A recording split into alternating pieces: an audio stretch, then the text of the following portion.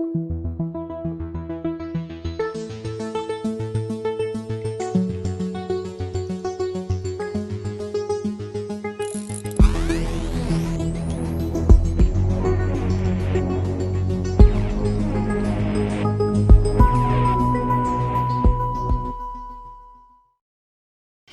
it just so happens that those two authors that I just mentioned, the ones who wrote the book, How Democracies Die, Levitsky and Zyblatt, they are among the 100 leading democracy scholars who recently signed a powerful statement arguing that U.S. democracy is in serious trouble. I think you remember that. It was several months back. And as they argued, these escalating efforts by the Christian fascists in this country to make permanent minority rule, the Christian fascist rule, and the effort by these Christian fascists to take over election machinery for really negative purposes. All of that taken together threatens severe backsliding where it concerns the ideas of democracy. And in reality, if you look ahead at what these bastards are doing, it's even more egregious manipulation of future elections. You know, Christian fascists, the religions of any sort, but the sick one in this country is Christianity. They do not want democracy. Democracy is antithetical to religion. They just don't mix. It's oil and water. It's up and down.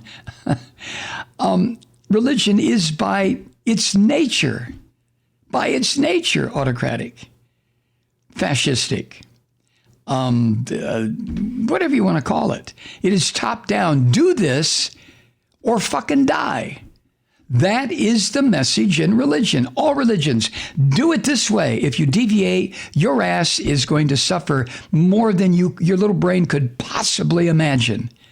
Now, if that's not fascism, please tell me what is. Well, it is fascism of the worst sort, because it seeks to reach beyond our temporal lives and tell us that even after we're dead, these crazy fuckers can reach out and cause even more suffering. You know, the lake of fire and all that other horse shit. Oh my God. Ah! So anyway, if we don't have the passage of these democracy protections, like the ones in the For the People Act, the one that Joe Manchin said, yeah, I'm not going to vote for that. Well, according to scholars, if we don't have those protections, then those Christian fascist efforts will, quote, call into question whether the United States will remain a democracy, end quote. Do you hear that? It calls into question whether this country is going to remain a democracy. My opinion, unless something is done very quickly during the Biden years, then we are not going to remain a democracy. And what is ironic to me, in a manner of speaking, I guess, is that we are depending on a conservative Democrat, a center-right politician, to save liberal democracy.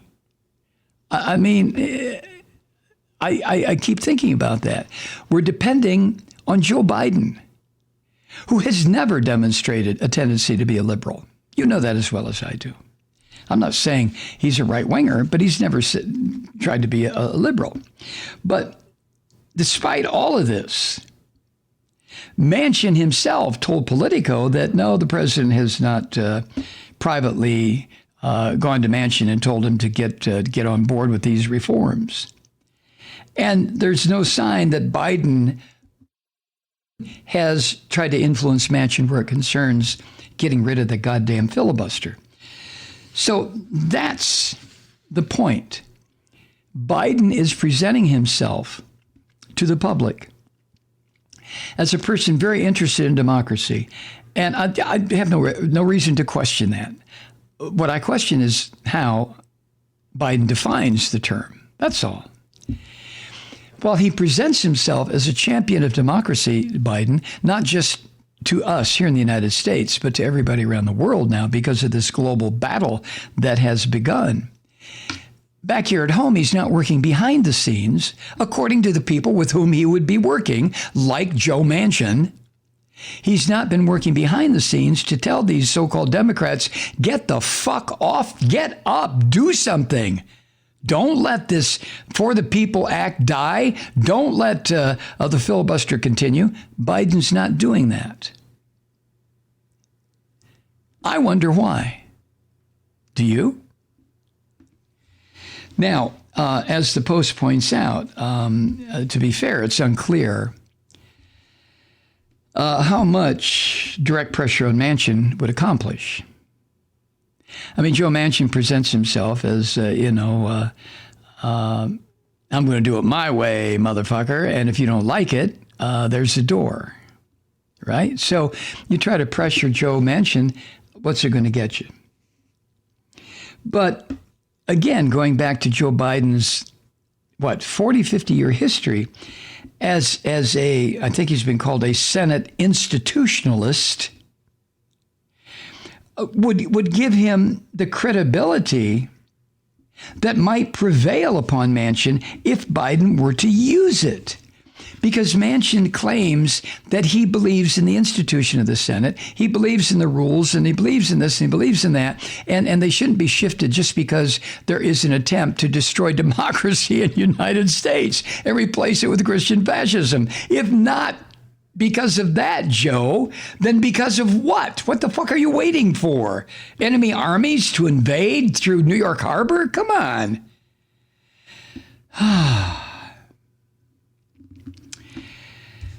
But as been pointed out, either way, whether Manchin is at fault here or Biden's at fault here through a less than vigorous promotion of democracy, either one of them, we don't have a clear sense of Biden's urgency. I mean, he's made, like I said a minute ago, he's made some statements. He's given some speeches where he's all in for democracy, but it's how he obviously would define it. And his definition is not one of classic liberalism. Oh, the good part of liberalism. I'm talking about the fucked up part, but the good part of liberalism. So the guy who co-authored Biden's favorite book now, How Democracies Die, was asked what he thinks that Biden should do. One of the authors, Zyblatt. And Zyblatt said that Biden appears driven by, quote, a theory that if the economy recovers and COVID-19 is under control, this will take some heat out of the rage of the radicalizing right-wingers in this country. Now, Zyblatt, who is 10,000 times more educated and aware and understands all of this stuff to a far greater degree than I do, that's his position. And I would just say right off, no, I disagree. I completely disagree. Because again, what seems to be missing here with so many of these writers who are trying to point out that democracy is being eaten alive by fascism, and they wouldn't even call it fascism, they're leaving out the key, to me, component. Christianity in its new, sick, fucked up form. The fascistic form of Christianity. They're leaving that out. They won't even talk about it. I haven't read How Democracies Die. But everything I've read, reviews, comments about, quotations from that book, I see no reference to the destructive power of Christian fascism and its role in absolutely destroying democracy in America.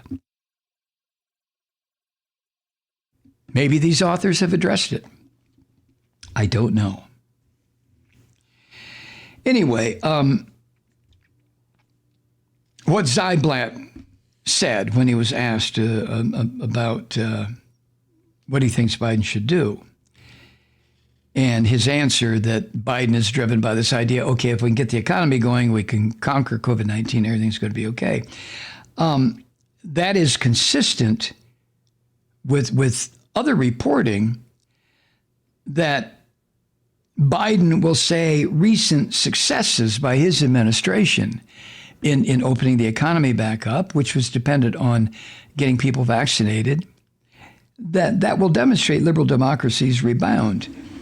But no, that's that's not enough, because again, the religious chunk of this filth, this hate-filled, this destructive ideology of Christian fascism is being left out of the equation. When questioned, Zyblatt said, quote, "Changing the rules is critical to compel Republicans to begin to behave as a fully democratic political party. And the first rule that needs to change is the Senate filibuster. This is the choke point that prevents all other reforms," end quote, which I totally agree with. But Zyblatt and other experts, far more aware of these issues than I will ever be. But again, they're all leaving out that religious aspect, and I don't see how they can do that. After decades of being told this is a Christian nation, this is a Christian nation, after watching the birth and metastasizing of the Christian coalition and the moral majority, and I mean, just on and on. Now, I realize that evangelical membership in this country is declining in these established churches. But to me, that doesn't mean anything. People who don't go to church can still be radical, hate-filled Christian fascists.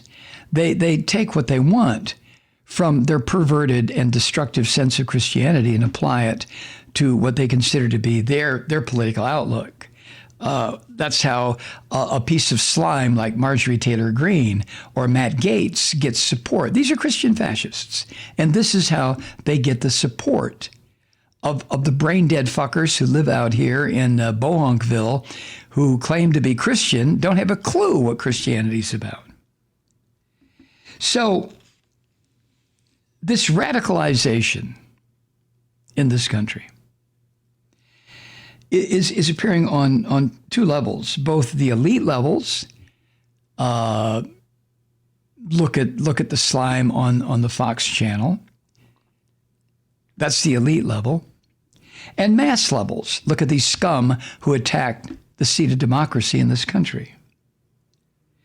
And in addition to Republican or Christian fascist entrenchment with anti-majority attitudes and anti-democratic tactics everywhere. Just look around. Look at the way they're challenging the last election. Many of these so-called Republican candidates who are Christian fascists are openly campaigning on the notion that election outcomes need not be respected as legitimate. What? And you can see that throughout this group that still insists on calling itself the Republican Party. Hi, Truth Seekers. Mike Malloy here. As you know, we've switched formats and are now broadcast exclusively on the Progressive Voices Network. So that means you get fewer program interruptions, no corporate commercials, and lots of profanity. But our format change also means some of our radio listeners no longer hear the program. It's been a while since I mentioned our podcasts, so you may have forgotten that there is a way to listen to this program anytime you need a good dose of screaming. Visit MikeMalloy.com and subscribe to our podcast. As a podcast subscriber, you can download the program to your mobile device and take me with you wherever you go. And if you have a friend who needs a dose of truth-seeking, you can give a gift subscription as well. That's MikeMalloy.com, and never miss a minute of the uncensored fun and frivolity.